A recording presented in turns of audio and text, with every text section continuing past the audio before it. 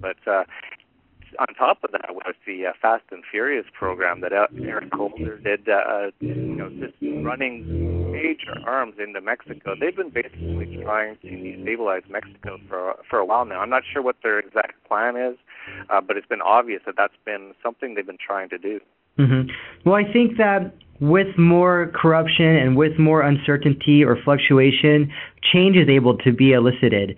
So because of globalization and the intertwining of nation states, if you were to say bring down Mexico further and further, there's going to be blowback in the United States. And with that blowback in the United States, new laws will be able to be passed and a new reality forged, I think, by the powers that be. Many listeners will be familiar with efforts towards the North American Union, which would be a Eurozone-type construct.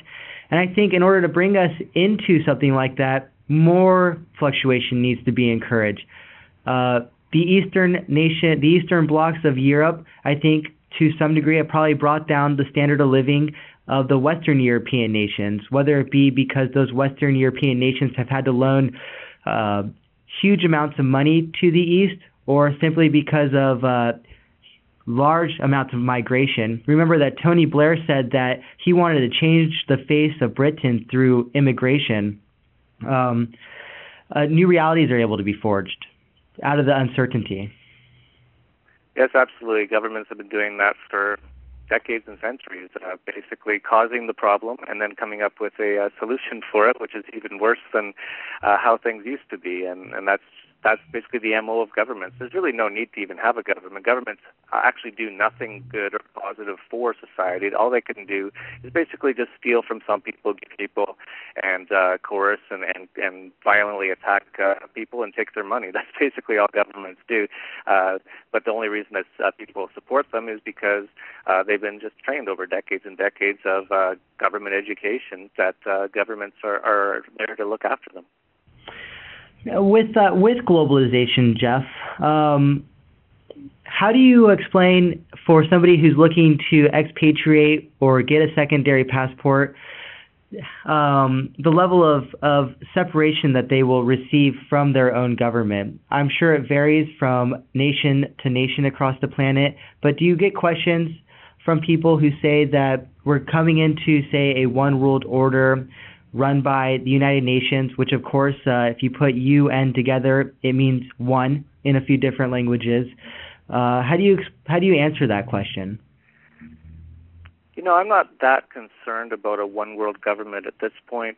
The way I see the world today is all of these governments, all these nation states are collapsing. The entire Western world is collapsing. That's what's going on in Europe right now. Their entire financial system is collapsing, and their warfare, or not really warfare in Europe, but their welfare states completely collapse, and they can't pay for all of these things that they give their citizens. You look at what's happening in the Arab states, the Middle East, there's tons of revolutions going on. You really don't hear a lot about it because really the government don't want you to know about it, because then people will start to wake up that there's major worldwide revolution going on. Mm-hmm. So I do know that has been a thing that the financial and power elites have wanted for decades and centuries, is a one world government. But I don't think they're going to be able to. I think with what's going on in Europe, I think the euro is going to collapse completely. The eurozone is probably going to collapse or fracture. So that was really their first real attempt at getting a whole bunch of countries into one unit. And that was only a little over 10 years ago. That was 1999 when they first put that all together. So that barely has lasted 12 years now, and it's on the verge of collapse, and it will collapse. Barring a massive, well, actually, I can't even come up with a scenario where they could do it. There's just no way. It's it's hard enough to control one region or even one country, even one small country, to control the entire world as one world government, get them all on the same page, get the Chinese to work somehow with the Americans, get the Japanese, get Russians. There's so many different places. I can't see that happening, but I do know that is something that they do want to do. These people that do these things, they're not necessarily hyper intelligent. What they are sociopathic, and they have a lust for power.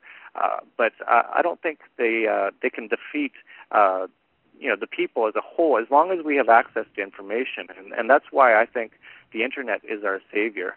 About the return of Jesus, I think the return of Jesus might have been the internet, because without the internet, we'd have no chance to fight these governments. There'd be no way for us all to communicate and to show all of their propaganda and show all of their lies and crimes. But with the internet, it spreads so fast now, and they're realizing that. That's why you hear a lot from the U.S. government about a U.S. internet kill switch. But again, I think it's gone too far. So many people realize the power of the internet now that if they tried to really shut down the internet in the U.S., I think there'd be almost a revolution point. So it's definitely very interesting times. The Mayans said 2012 would be the year that there was a major transformation in the world. And, I don't put too much credence in the Mayans, because if they were so great at predicting the future, there'd still be Mayans. But, in general, they might have picked the right year. It's the right year, because there's a lot going on this year, and it's definitely an interesting time to be alive. The archaeological record for the Mayans, too, is incomplete, so we can't necessarily make sense of everything they left behind. Although 2012, I think, will be a talking point in the United States among individuals, and maybe one that's even pushed by the mainstream. On your website, Jeff, you talk about collapse coming between 2 and 10 years. Do you believe that would be the case? And if so, what do you believe collapse will look like? I absolutely believe that would be the case. I don't see any way the Western financial system can last much more than 3 or 4 years. Max 5 years. I really can't see anything beyond that. The numbers, the amount of debt, this system, which really only started in 1971 when the gold backing was taken away from the U.S. dollar, that put the entire world on a global unbacked fiat currency system. And so it's been just over 40 years. It was 40 years ago in August of last year that this system put in place by Nixon with his gold shock. And these sort of systems are crazy. There's no way they can work.